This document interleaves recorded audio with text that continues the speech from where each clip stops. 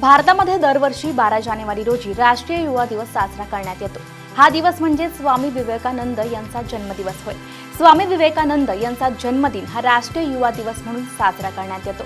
स्वामी विवेकानंदांचे विचार तरुणांना योग्य दिशा देतील यासाठीच त्यांचा जन्मदिवस राष्ट्रीय युवा दिन म्हणून जाहीर करण्यात आलाय। नमस्कार, मी रश्मी, देशोन्नतीमध्ये आपल्या सगळ्यांचं स्वागत। तर आज आपण या स्पेशल रिपोर्टमधून स्वामी विवेकानंद यांच्या आयुष्याबद्दल जाणून घेणार आहोत। कोलकाता येथील एका बंगाली कुटुंबात स्वामी विवेकानंद यांचा जन्म झाला। स्वामी विवेकानंद यांच्या वडिलांचं नाव विश्वनाथ दत्त होतं, तर आईचं नाव भुवनेश्वरी देवी होतं। स्वामी विवेकानंद यांनी आपल्या विचारांमुळे स्वतःची एक वेगळी ओळख बनवली।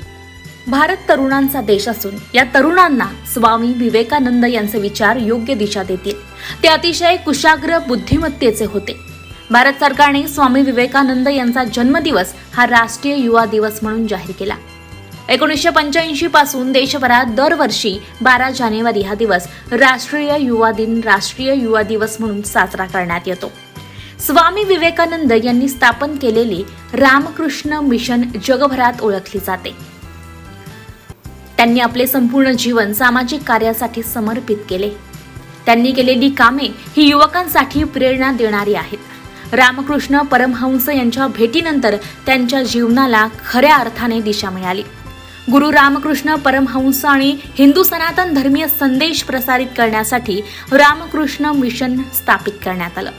रामकृष्ण मिशनतर्फे त्यांनी धर्मप्रसार केला आणि आध्यात्मिक शिकवण शेवटच्या श्वासापर्यंत देण्यात ते यशस्वी झाले। त्यानंतर 1902 मध्ये त्यांनी अखेरचा श्वास घेतला। स्वामी विवेकानंद यांचे धर्म, मानवता, स्वातंत्र्य, वेदांत, तत्वज्ञान यासारख्या इतर अनेक विषयांवर विचार नेहमीच प्रत्येक भारतीयाला मार्गदर्शक ठरतात।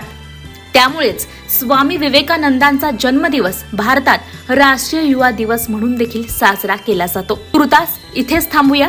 नवनवीन बातम्या आणि ताज्या अपडेट्ससाठी देशोन्नतीला फॉलो करायला विसरू नका आणि पाहत रहा देशोन्नती। नमस्कार।